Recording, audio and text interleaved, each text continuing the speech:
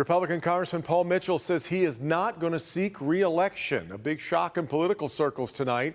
Why the decision and what is next for Michigan's 10th district? Mara McDonald spoke with the congressman one-on-one tonight. Here she is with more on what he has to say. Mara.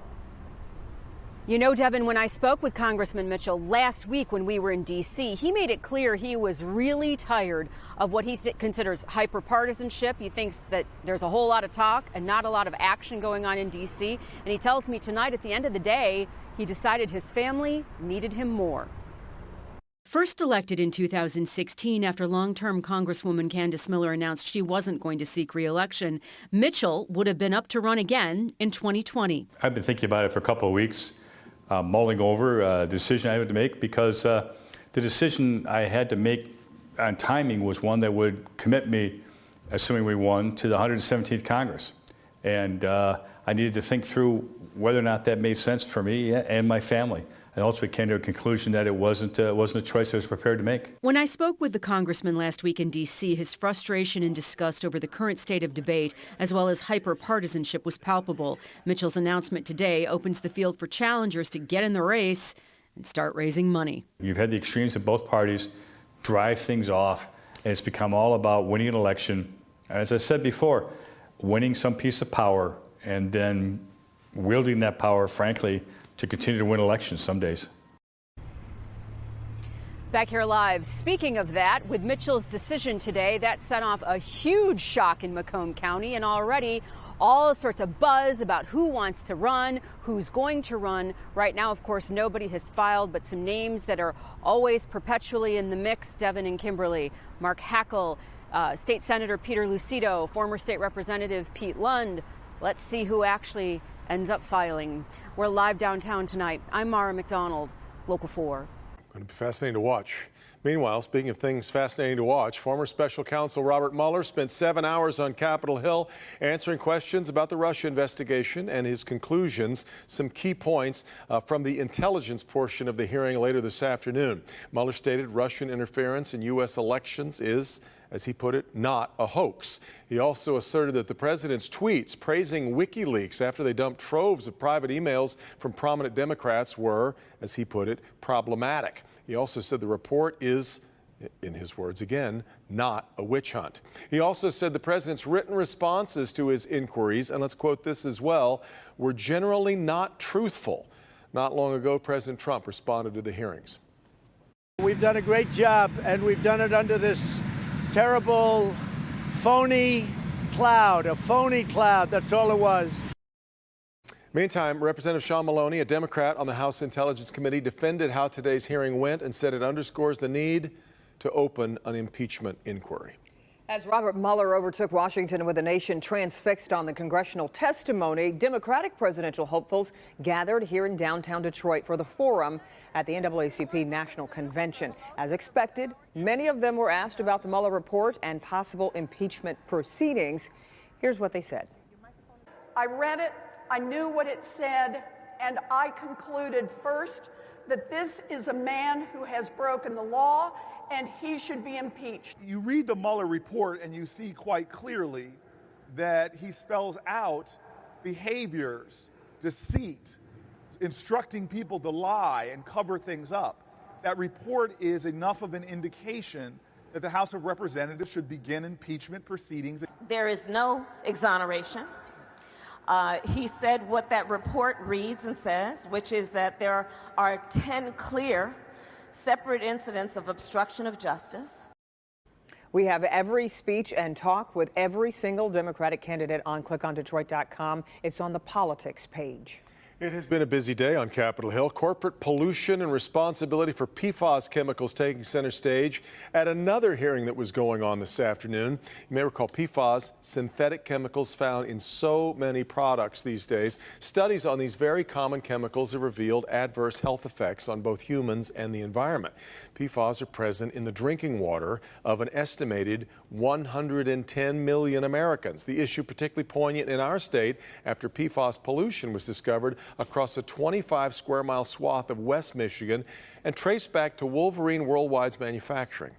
Today's hearing specifically focused on corporations, what they knew about adverse effects of the chemicals, when they knew it. Among committee members, Michigan Representatives Rashida Tlaib and Brenda Lawrence. Lawrence briefly spoke about the impact of chemical contamination, as well as a West Michigan woman who lost her husband. Joel and I were best friends. I have never met anyone so smart and funny and passionate as he was, and we absolutely adored each other. I'm sorry. In 2016, we were getting ready to celebrate our 25th anniversary, and Joel had some stomach problems. He went in for what we thought was a minor hernia surgery, but he was diagnosed with stage 4 liver cancer, and he died 3 weeks later. A year later, 2 people from the Department of Environmental Quality came to my home and asked to test my water for PFAS. I had never heard of PFAS, but again, my life changed. My water was tested initially at 27,000 parts per trillion, well above the 70 parts per trillion that the health advisory level is at. What we learned was that my groundwater had been contaminated by Wolverine worldwide. Children in our neighborhood cannot play in the sprinklers. They can't swim in their pools. They can't eat food from the gardens. We need manufacturers and polluters to be held responsible for the contamination that they've done. Dr. Kyle Horton, a physician in Wilmington, North Carolina, wrote saying, "I hope other physicians will never know the heartbreak of facing a patient with cancer asking if their tumor was in part caused by poison water coming out of their tap." Now, you may recall, back in February this year, Governor Whitmer established the Michigan PFAS Action Response Team to advise the state's Department of Environmental Quality to set standards to ensure accountability. We should also point out Michigan is among several states considering or filing litigation against PFAS chemical makers. In the meantime, the new U.S. Secretary of Defense has launched a PFAS task force as well to try to combat the situation. That's kind of good health news, but let's move to other health news today. A major development involving a type of breast implant linked to a rare form of cancer. In fact, tonight the manufacturer is recalling those implants. Our Dr. Frank McGeorge is here to explain what that means, I guess, especially for women who already have these implants. Exactly, Devin and Kimberly. In fact, this recall comes at the request of the FDA. Now, 38 countries have already recalled the BioCell implant. Here's the thing, though. As recently as May, the FDA said the risk did not warrant a recall, but the agency changed that position after new data showing a direct link to an increased risk of anaplastic large cell lymphoma, as well as an increase in the number of deaths. The affected implants are made by Allergan and marketed under the brand name Natrel. Now, the implants have a textured surface designed to prevent slipping and minimize scar tissue. The recalled models make up less than 5% of the U.S. breast implant market, but they are used more commonly in other countries. Anaplastic large cell lymphoma is a form of non-Hodgkin's lymphoma that can sometimes be fatal. 573 cases of the disease linked to implants have been reported worldwide, with 33 deaths. Investigators say the latest numbers show more than 80% of the confirmed cases worldwide are linked to Allergan implants. Experts believe the surface differs from other textured implants and is shedding more particles into the body. Now, because the cancer is rare, the FDA is not recommending that women who already have the implants have them removed if they're not experiencing symptoms. However, signs to watch for include swelling, pain, or irritation. The FDA estimates hundreds of thousands of U.S. women have the BioCell implants.